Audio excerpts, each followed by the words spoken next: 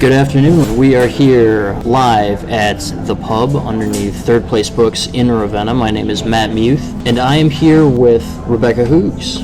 Rebecca is the author of a chapbook, Grenade, and her poems have appeared in Poetry, Agni, Crazy Horse, Ziziva, The Journal, Poetry Northwest, The Florida Review, and many others.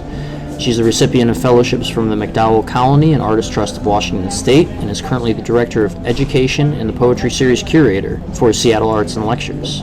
Rebecca's book, Self-Storage, just came out this April. It is published by Stephen F. Austin State University Press in Nacogdoches, Texas. Rebecca, how are you? I'm great. How are you, Matt? Not too bad, not too bad. Thanks for having me on the show. Absolutely, it's my pleasure. So we're here to talk about Self-Storage. This is your new book that came out in April, as mentioned. So first, how do you feel about it? I feel good. I feel excited to finally have the book out. It felt like a long time coming.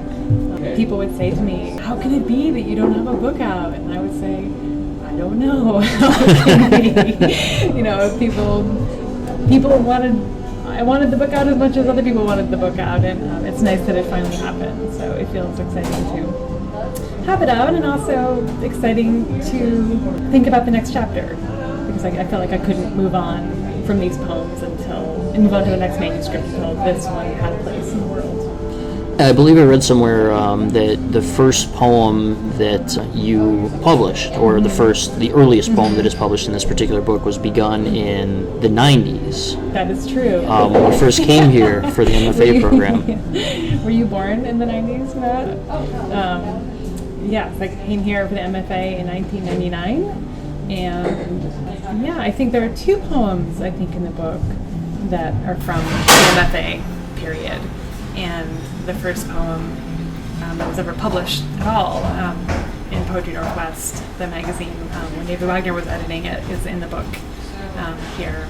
Certainly an exciting moment. So this does span 13 or 14 years of writing. There are poems that I've written the last couple of years that did not make it into this book because they were starting to feel too disparate, too far away from those early poems. And not that my content or my themes have changed that much, I think, but I think my style has changed a bit, and my concerns have changed, and so I was really feeling like this needed to exist as a unit so that I could move on to the next thing. It had sort of assumed the wholeness of form that it was going to have in some ways. I think so. I mean, I stopped putting new poems in a couple of years ago and played around with it and the structure, and took some things out and tried to keep the best poems in here. But yeah, I stopped putting new things in because it was just feeling like it was too long of a time to stretch over. All right, so on a website that I found, RebeccaHoogs.blogspot.com. Allow me to repeat that, RebeccaHoogs.blogspot.com. Don't send people to my non-updated blog. I think I have one post on there. Somebody asked you for one sentence that describes the book, and in response you wrote, "It's dim nymph meets boy meets world meets muse meets self-deprecating voice in the head meets occasional humor meets frequent sadness." That's my movie pitch. That's my Hollywood pitch. I would buy it. I think you might be the only one. So in that sense, you described it as sort of a very interesting merging. It would be more accurate to say that there are many elements functioning here that would seem to have very little synchronicity on the surface, but which, in fact, you're able to combine to create this document. Which of those elements, or which of those sort of modes of feeling or perceiving would you say is sort of the one that drove you most towards expressing it? It's a good question and a hard question, I think. Maybe the question is, why do I write? What drives me to write? What drove me to write this book or write these poems? And I think it changed over time, and I think unlike some poets, although I've always wanted to be the kind of poet that had a book-length project in mind and had some grand ambition, I think very much on a poem-by-poem basis. Like I'm thinking out about a poem at a time, and I didn't set out to think about this this thing as a book. It's very much a compilation of individual poems that I hope hold together and have themes, and if there are things that reoccur, I sort of trust that because they came from one head that they do. But it's sometimes hard for me to see that. And there were different drivers, I think, for different poems, and certainly there are sadnesses that were driving some of these poems, and there's an interest in language that I think drove other poems, or a note, an observation, particularly of language, of kind of wild language in the world, and what that inspired me to think about. And there's also, I think, and sometimes maybe those are slightly funnier poems, but there's also a contemplative, that's a hard word to say, contemplative mode here, and also the self-deprecating mode too, where that's a conversation with myself, and that's a way of conversing with myself about things that I'm working on in my head. And I think that's a mode that is sometimes close to sadness, but was a little bit more self-critical and looking at myself and being hard on myself. And sometimes that's funny, and sometimes it's more serious. But it is. It's a very interesting mix of some very keen and very bubbly and intelligent and playful wordplay devices. The sonic patterns that you weave through many of these poems are really, maybe uplifting is not the correct word, but they're upbeat, perhaps. Mm-hmm. They're definitely buoyant in some ways. And then there is that other half where you have the capability to sort of come to the turn of a poem that is very buoyant and bring that self-critical voice back in to create a very interesting and very strong shift in sort of tone and focus that really has the ability to take a reader by surprise. I forget who said it, that they want a poem to begin in laughter and end in tears, and that's something that I thought about when I was putting the book together and put poems together more generally, is that I like to have those two poles happening, emotional poles, and I want there to be some sort of turn, and I do like to make people laugh, and not that I like to make people cry, but I like the idea, I like to make people feel something, and I do like to move from that humorous place, but also then to not just be funny, but to then hopefully make the reader, the listener, myself, feel what's under the funny, and feel the sadness or the kind of heartbreak or whatever it is that's underneath the sort of the lightness and the buoyancy and the humor. And I think my favorite poems of the ones that I've written are the ones that do that, where you sort of both laugh and cry at the same moment in the same poem. And I did very intentionally sort of structure the book like that as well, where I sort of started with some of the funnier poems. Partially as a way to hook the reader in, to engage them in some of the more funny and accessible poems, but then ended with some of the more what I felt were some of the more serious poems, beginning in laughter, ending in tears.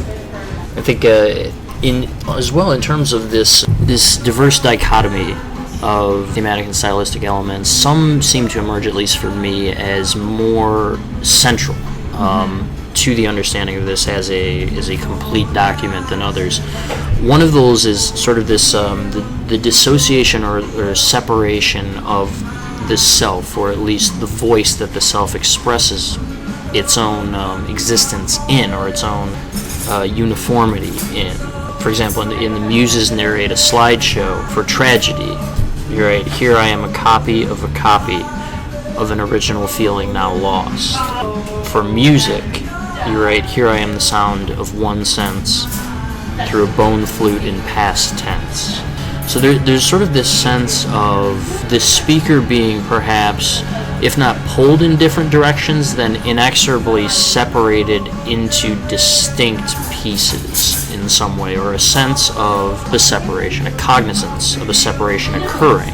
So I was hoping you could talk a little bit about that, how that might play into the voice that you've created here in these poems, and where that separation perhaps came from for you. Well, I mean, in some sense, I think it's a very practical and very, how to put this, it's a very mundane concern, which is how to write about one's life in a way that's both interesting and not purely autobiographical, but to actually write something that matters and means something. And I think one of the ways that I've done that is to think about the self, myself, myselves, and the ways in which, and have conversations with myselves. I think we all have them, and I certainly have conversations in my head, debates and arguments and monologues, and some of these poems are just that emerging, getting onto the page, and I think we all have different ways of speaking at different times, and different things we say and things we don't say. And I was a really quiet person for a lot of my life, and growing up, and lived in my head, lived in books, and thought a lot of things that I never said.